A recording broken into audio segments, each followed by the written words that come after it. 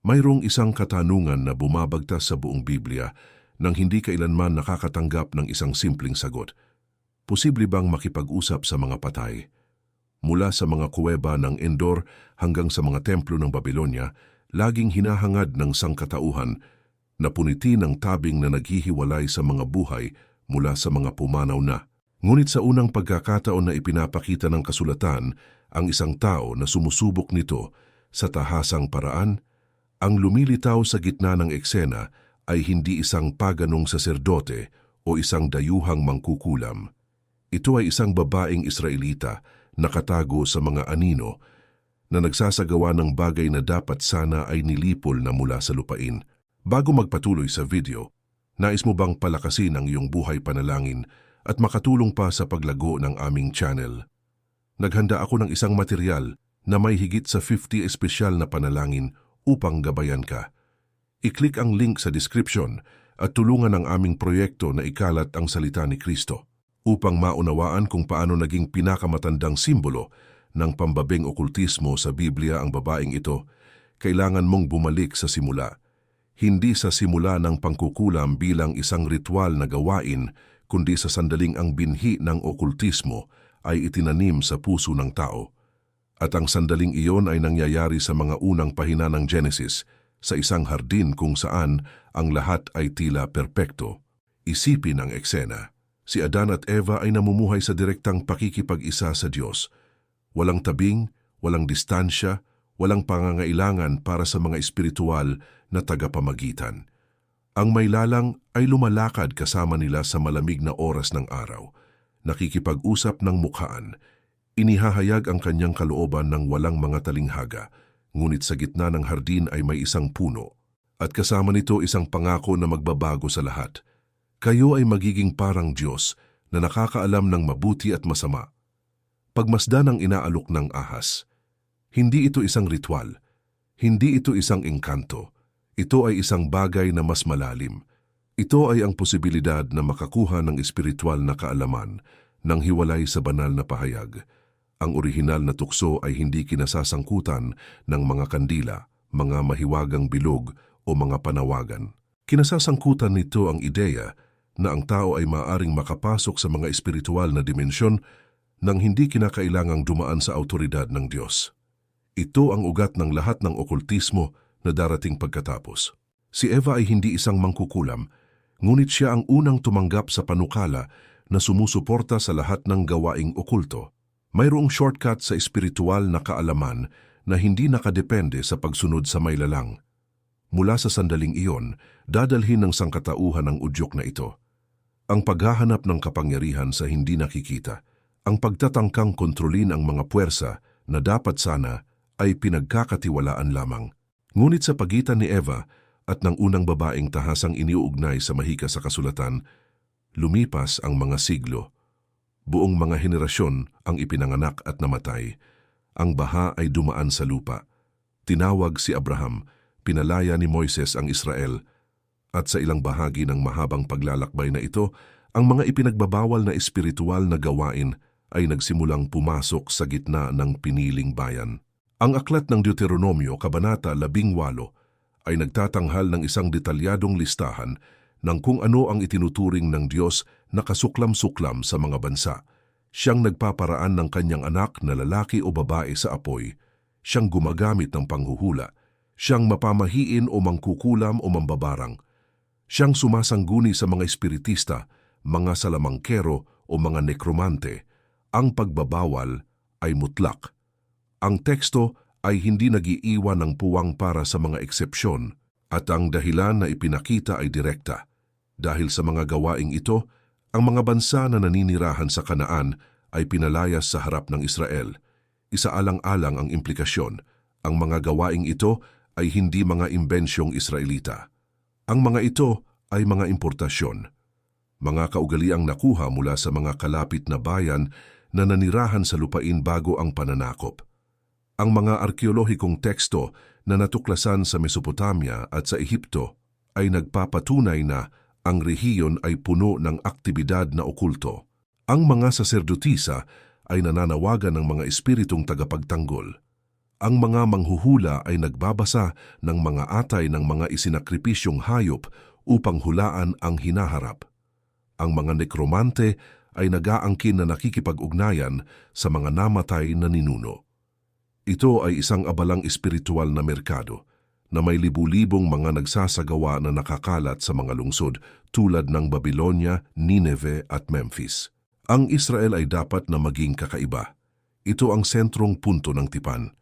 Ang bayan ay hindi kailangang humingi ng gabay sa mga espiritista dahil magkakaroon sila ng mga propetang ipinadala ng Diyos. Hindi kailangan ng mga manghuhula dahil magkakaroon sila ng urim at tumim sa pektoral ng mataas na saserdote. Hindi kailangan ng mga nekromante dahil ang Diyos mismo ay maghahayag ng direkta sa pamamagitan ng mga panaginip, mga pangitain at mga makapropetang salita. Ang espiritual na istruktura ng Israel ay idinisenyo upang alisin ang anumang pangangailangan para sa okultismo. Ngunit ang kalikasan ng tao ay bihirang tumanggap ng mga limitasyon, sumulong ng ilang siglo at makakarating ka sa panahon ng mga hari. Ang Israel ay isa ng monarkiya. Ang unang hari, si Saul, ay pinili ng propetang si Samuel sa ilalim ng banal na patnubay, isang matangkad na lalaki, kahanga-hanga, na nagsimula ng kanyang paglalakbay nang may tunay na pagpapakumbaba. Nang siya ay pahiran, sinasabi ng teksto na ang Espiritu ng Panginoon ay sumakanya at siya ay nagpropesiya kasama ang isang pangkat ng mga propeta. Ang simula ay tila may pag-asa, ngunit si Saul ay may problema na magiging nakamamatay. Hindi siya makapaghintay. Ang unang malaking pagkakamali ay nangyari sa Gilgal. Inutusan ni Samuel ang hari na maghintay ng 7 araw hanggang sa dumating ang propeta upang mag-alay ng mga sakripisyo bago ang labanan laban sa mga Filisteo. Naghintay si Saul. Ngunit nang ang 7 araw ay lumilipas na at hindi lumitaw si Samuel, ang takot ay nanaig. Ang mga sundalo ay nagsimulang tumakas. Ang hukbo ng kaaway ay papalapit na at nagpasya si Saul na siya mismo ang gumawa ng sakripisyo. Dumating si Samuel pagkatapos niyon, ang pagsaway ay matindi. Gumawa ka ng kamangmangan. Hindi mo tinupad ang utos ng Panginoon. Kung tinupad mo sana, pinagtibay sana ng Panginoon ang iyong kaharian magpakailanman. Ngunit ngayon ang iyong kaharian ay hindi mananatili. Ang ikalawang pagkakamali ay mas malala pa. Inutusan ng Diyos si Saul na ganap na lipulin ang mga Amalekita, kabilang ang kanilang hari at lahat ng mga hayop. Nanalo si Saul sa labanan, ngunit itinira ang haring si Agag at ang pinakamahusay sa mga baka na sinasabing ito ay para sa sakripisyo sa Panginoon. Sumagot si Samuel ng mga salitang umaalingaw-ngaw hanggang ngayon.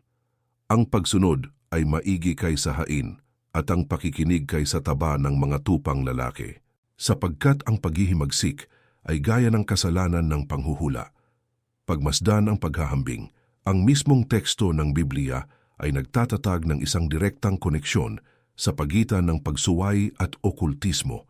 Ang paghihimagsik laban sa salita ng Diyos at ang pangkukulam ay inilalagay sa parehong antas. Hindi dahil ang mga ito ay magkaparehong gawain, kundi dahil ang mga ito ay nagmumula sa parehong ugat, ang pagtanggi na magpasailalim sa banal na kalooban. Mula sa sandaling iyon, ang Espiritu ng Panginoon ay lumayo kay Saul. Sa halip nito, isang masamang espiritu ang nagsimulang magpahirap sa kanya. Ang lalaking nagsimulang magpropesya sa gitna ng mga propeta ay nabubuhay na ngayon na ginagambala ng mga kaguluhan, na ang musika lamang ni David ang pansamantalang nakakapagpakalma. Ang hari ay espiritual na nakahiwalay, at ang pinakamalala ay darating pa lamang.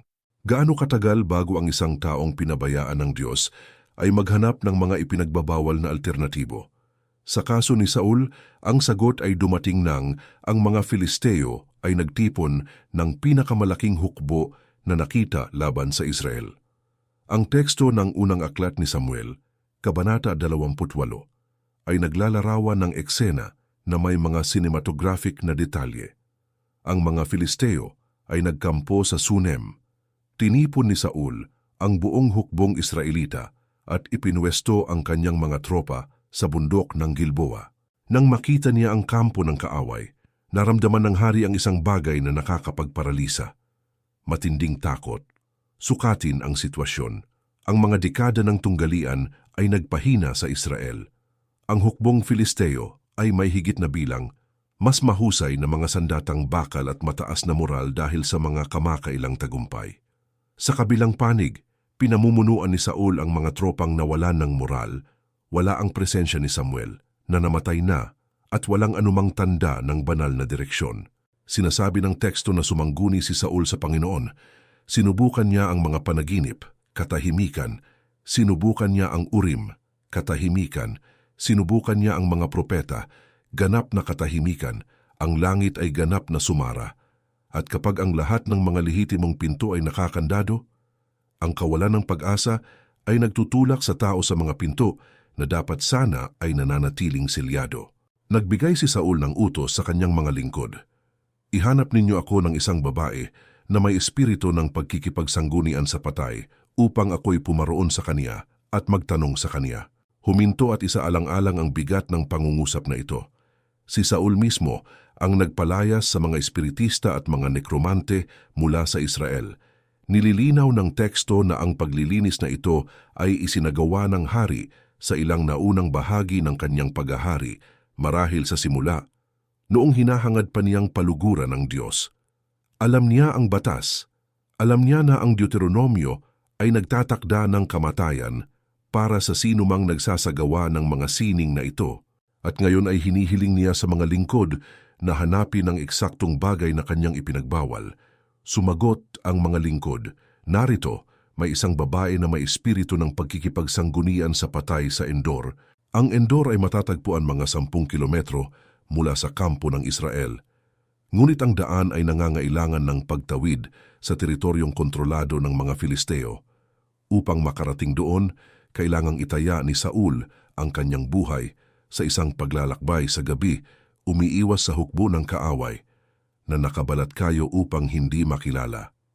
Ang hari ng Israel na pinahiran ng pinakadakilang propeta ng bansa ay gumagapang na ngayon sa mga anino upang sumangguni sa isang babae na siya mismo ang nagkriminalisa.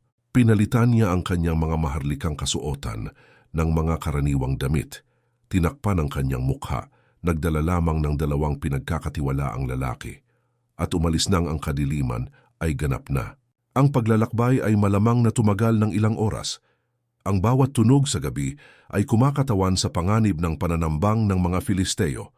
Ang bawat hakbang ay naglalapit kay Saul, hindi lamang sa Endor, kundi sa isang espiritual na linya na hindi dapat tawirin. Nang sa wakas ay makarating sila sa bahay ng babae, kumatok ang hari sa pinto tulad ng isang takas. Isipin ang eksena mula sa pananaw ng babae. Isang babae na nagsasagawa ng mga ipinagbabawal na sining, namumuhay ng tago mula nang iutos ng hari ang pag-uusig sa mga espiritista. Bigla, sa gitna ng gabi, 3 hindi kilalang lalaki ang lumitaw na humihingi ng kanyang serbisyo. Ang takot ay makatwiran. Sumagot siya. Narito iyong nalalaman ang ginawa ni Saul kung paanong kaniyang inihiwalay sa lupain yaong mga may espiritu ng pagkikipagsanggunian sa patay at ang mga manghuhula. Bakit ka nga naglalagay ng silo sa aking buhay upang mamatay ako? Ang kabalintunaan ay malupit. Natatakot ang babae na bitayin ng haring si Saul. At hindi niya alam na ang mismong si Saul ang nasa harap niya na humihingi ng eksaktong bagay na maaari niyang ikamatay. Ang hari ay sumumpa sa Panginoon na walang parusang darating sa kanya. Ginamit niya ang pangalan ng Diyos upang matiyak ang proteksyon sa isang gawain na kinundena ng Diyos. Nagtanong siya, "Sino ang aking isasampa sa iyo?" Sumagot si Saul, "Isampa mo sa akin si Samuel." Si Samuel, ang propeta na nagpahid sa kanya. Ang tao ng Diyos na sumaway sa kanya nang siya ay sumuway. Ang tinig na kumakatawan sa banal na direksyon sa buong buhay niya. Patay na sa loob ng ilang panahon, inilibing sa Rama, ipinagluluksa ng buong Israel. At ngayon ay nais siyang muling marinig ni Saul, hindi sa pamamagitan ng panalangin o pagsisisi, kundi sa pamamagitan ng nekromansya. Ang nangyari pagkatapos ay naghahati sa mga teologo sa loob ng 3,000 taon. Sinasabi ng teksto na nakakita ang babae ng isang anyo na umaakyat mula sa lupa. Sumigaw siya ng malakas, tila nabigla sa kanyang nasasaksihan, at sa sandaling iyon, kinilala niya na ang kanyang kliyente ay ang hari mismo. "Bakit mo ako dinaya? Sapagkat ikaw ay si Saul." Sinubukan siyang pakalmahin ni Saul. "Huwag kang matakot sapagkat anong nakikita mo?" Inilarawan niya, "Nakakakita ako ng isang Diyos na umaakyat mula sa lupa. Isang matandang lalaki ang sumasampa at siya'y nababalot ng isang balabal." Naunawaan ni Saul na iyon ay si Samuel at siya ay nagpatira pa na ang mukha ay nasa lupa. Ang tinig na nagmula sa pagpapakitang iyon ay hindi nagdala ng kaaliwan. "Bakit mo ako binagabag na isinampa mo ako?" Ipinaliwanag ni Saul ang kanyang desperadong sitwasyon. Ang mga Filisteo ay nakikipagdigma laban sa kanya. Ang Diyos ay lumayo na, hindi na sumasagot sa pamamagitan ng mga propeta o ng mga panaginip, at kailangan niyang malaman kung ano ang gagawin. Ang sagot ay mapangwasak. "Bakit mo nga tatanungin ako? Yamang ang Panginoon ay humiwalay sa iyo at naging iyong kaaway, at ginawa ng Panginoon sa kaniya gaya ng kaniyang sinalita sa pamamagitan ko, at hinablot ng Panginoon ang kaharian sa iyong kamay at ibinigay sa iyong kapwa." Sa makatuwid bagay kay David, sapagkat hindi mo sinunod ang tinig ng Panginoon at hindi mo isinagawa ang kaniyang mabangis na puot laban sa Amalek, kaya't ginawa ng Panginoon ang bagay na ito sa iyo sa araw na ito. Bukod dito'y ibibigay rin ng Panginoon ang Israel na kasama mo sa kamay ng mga Filisteo. At bukas ay ikaw at ang iyong mga anak ay makakasama ko. Bukas ay ikaw at ang iyong mga anak ay makakasama ko. Agad na natumba si Saul sa lupa, nakahandusay sa buong haba nito. Sinasabi ng teksto na siya ay lubhang natakot dahil sa mga salita ni Samuel. Hindi siya kumain ng anuman sa buong araw at sa buong gabi. Ang kanyang lakas ay ganap na siyang iniwan. Lumapit ang babae. Nakita niya na ang hari ay nasa matinding shock at gumawa siya ng isang bagay na hindi inaasahan para sa isang taong nagsasagawa ng mga ipinagbabawal na sining. Nagpakita siya ng habag.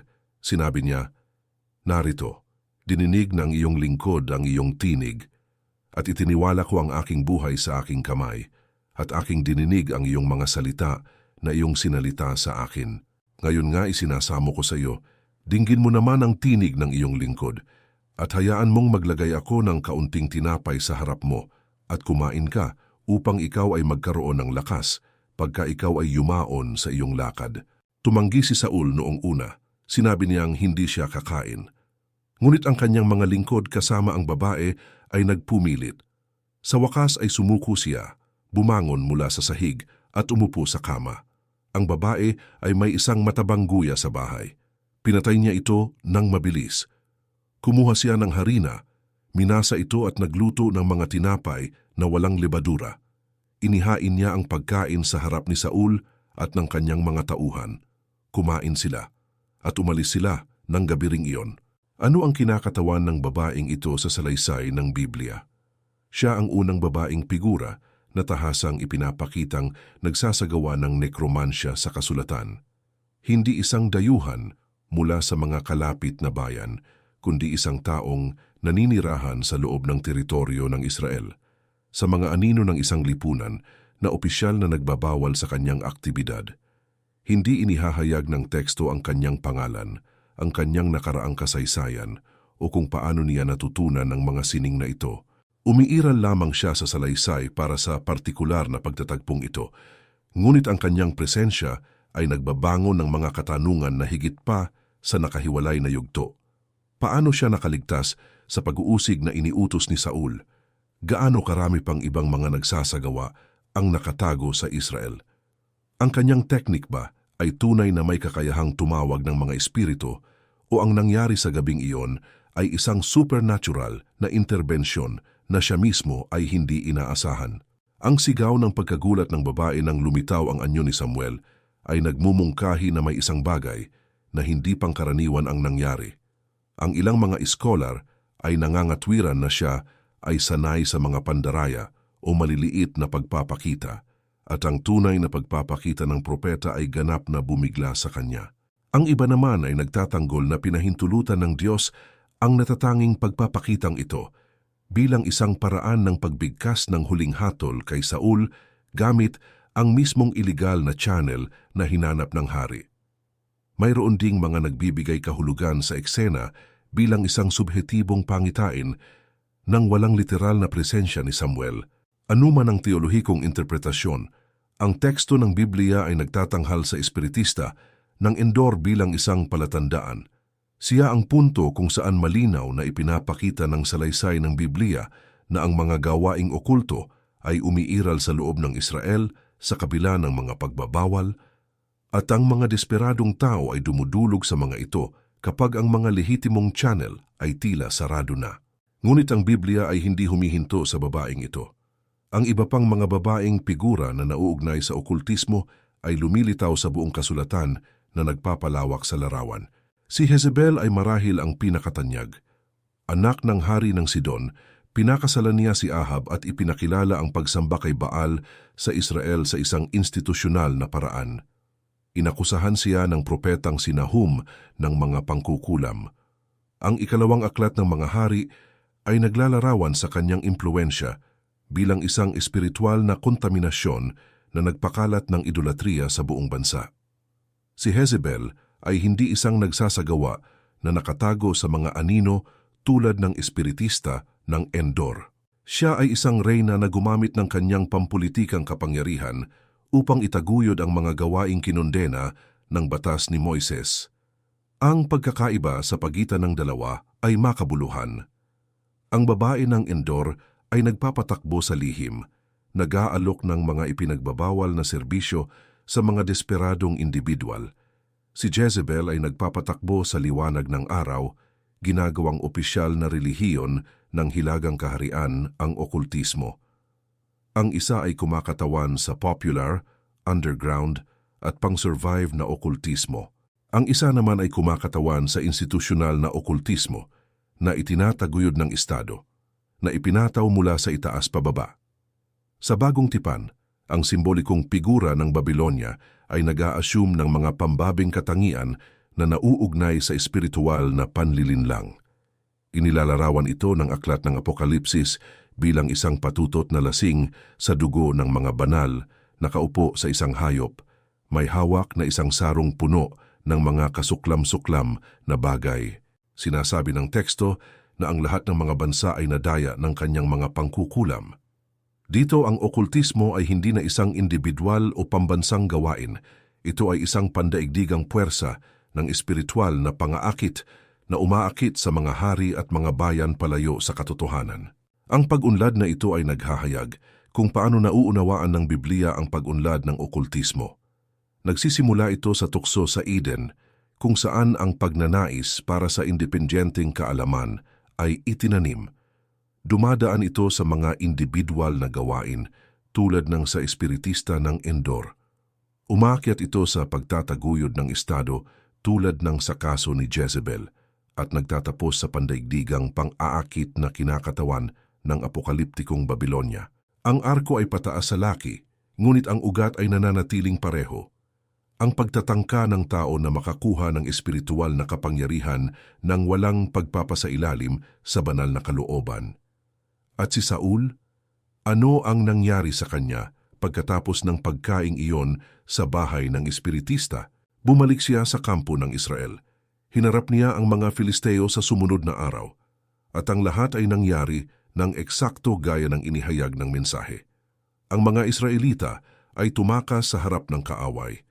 Hinabol ng mga Filisteo si Saul at ang kanyang mga anak sa bundok ng Gilboa. Si Jonathan, Abinadab at Malkishua, 3 anak ng hari, ay napatay.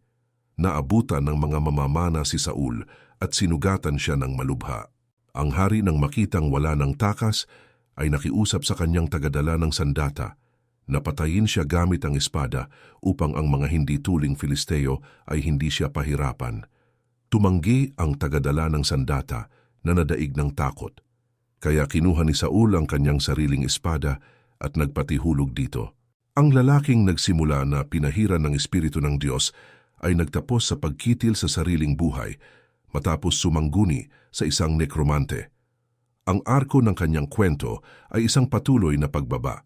Mula sa pagkapahid patungo sa pagsuway. Mula sa pagsuway patungo sa banal na paglayo. Mula sa paglayo patungo sa espiritual na paghihirap. Mula sa paghihirap patungo sa kawalan ng pag-asa. Mula sa kawalan ng pag-asa patungo sa okultismo. Mula sa okultismo patungo sa kamatayan. Natagpuan ng mga Filisteo ang katawan sa sumunod na araw. Pinugutan nila ang kanyang ulo. Kinuha ang kanyang mga sandata. Nagpadala sila ng mga mensahero sa buong lupain ng mga Filisteo upang ipahayag ang tagumpay sa mga templo ng kanilang mga idolo at sa bayan. Isinabit nila ang kanyang mga sandata sa templo ni Astaroth at ipinako ang kanyang katawan sa pader ng Bethshan.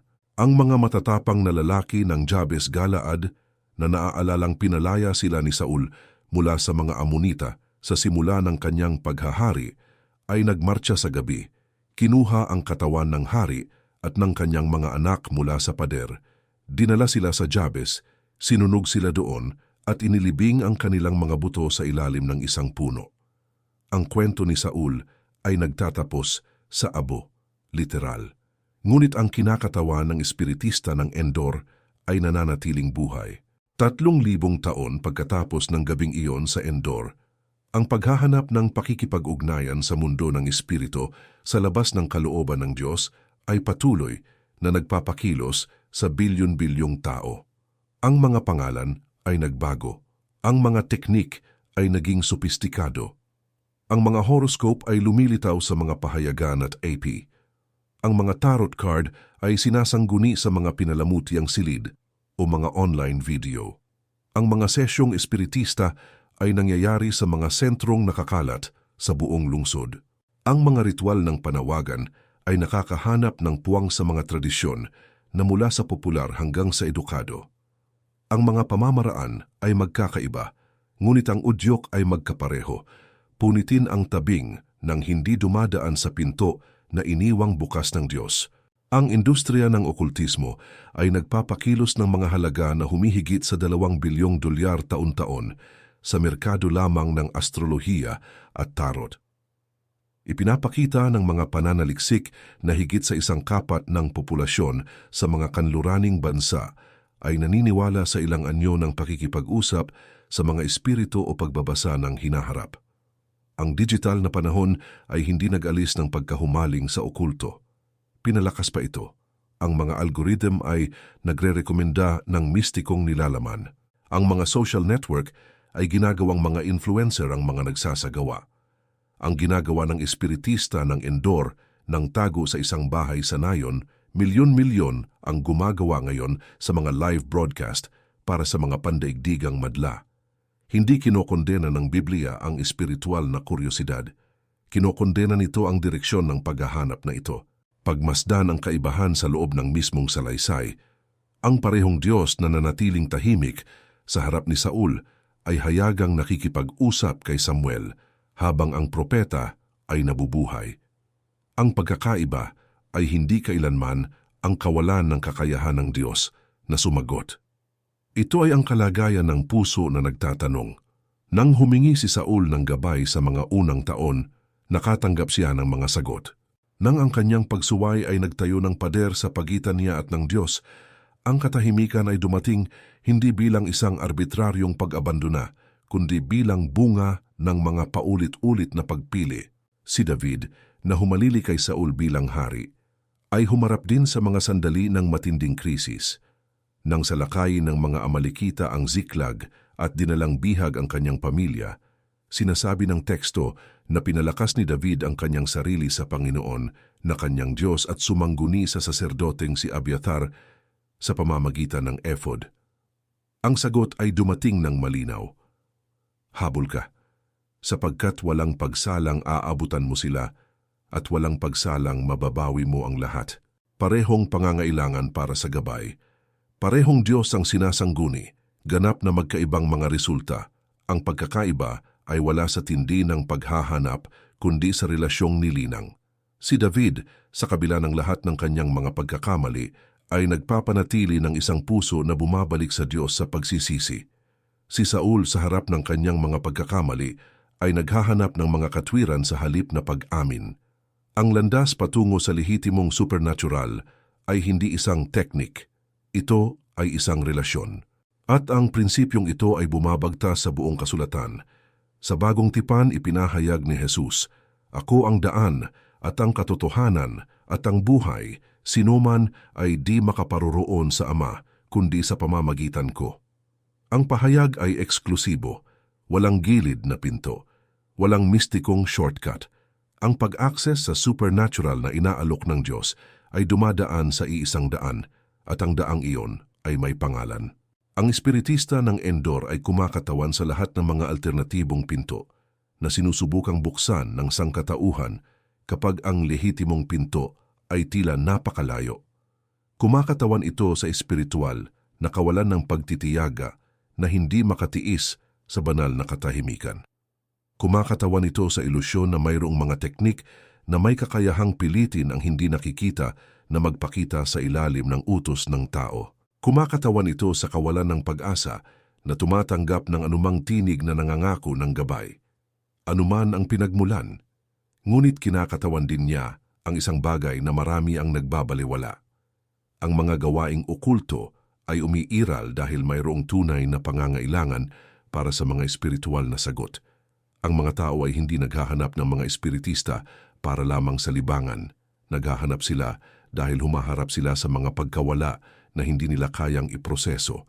Naghahanap sila dahil may dala silang mga desisyon na tila imposibleng gawin ng mag-isa.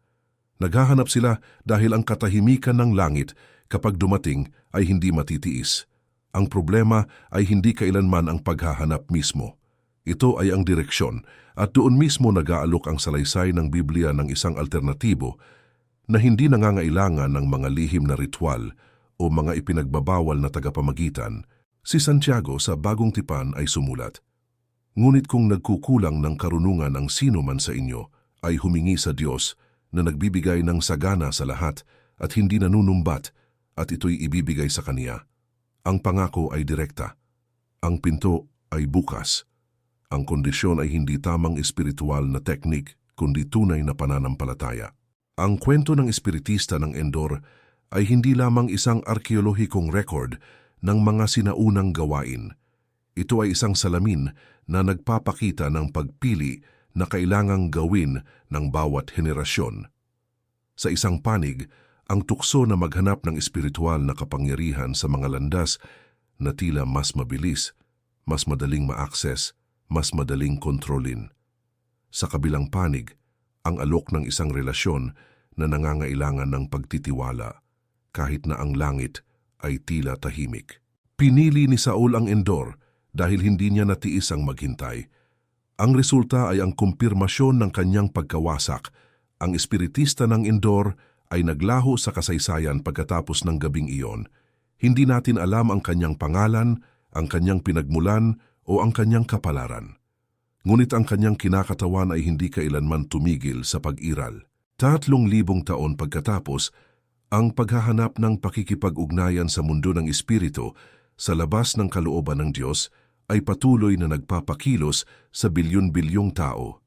Mga horoscope, baraha, mga sesyong espiritista, mga ritual ng panawagan. Ang mga teknik ay nagbago, ngunit ang udyok ay nananatiling magkapareho. Ang pagtatangka ng tao na kontrolin ang hindi nakikita sa halip na magtiwala sa isa na lumikha nito. Hindi kinokondena ng Biblia ang espiritual na kuryosidad. Kinokondena nito ang direksyon ng paghahanap na ito. Ang parehong Diyos na tumahimik sa harap ni Saul ay hayagang nakikipag-usap kay Samuel. Ang pagkakaiba ay hindi kailanman ang banal na kakayahang sumagot, kundi ang kalagayan ng puso na nagtatanong. Kapag ang tao ay naghahanap ng espiritual na kapangyarihan upang paglingkuran ang kanyang sarili, nakakahanap lamang siya ng mga anino. Kapag hinahanap niya ang Diyos upang makilala siya, nakakahanap siya ng liwanag. Ang kwento ng espiritista ng Endor ay hindi lamang isang arkeolohikong record ng mga sinaunang gawain. Ito ay isang salamin na nagpapakita ng pagpili na kailangang gawin ng bawat henerasyon. Sa aling bukal ka iinom kapag ang langit ay tila tahimik? Upang matulungan kaming magpatuloy sa paggawa ng mga dokumentaryong ito at mga kwento sa Biblia, isaalang-alang ang pagbili ng aming e-book na may higit sa Infantang Panalangin. Ito ay isang paraan upang pagpalain ang proyektong ito at kasabay nito magkaroon ng isang espiritual na gabay para sa iyong paglalakbay. Ang link upang makuha ang sa iyo ay nasa description. Hanggang sa susunod na video.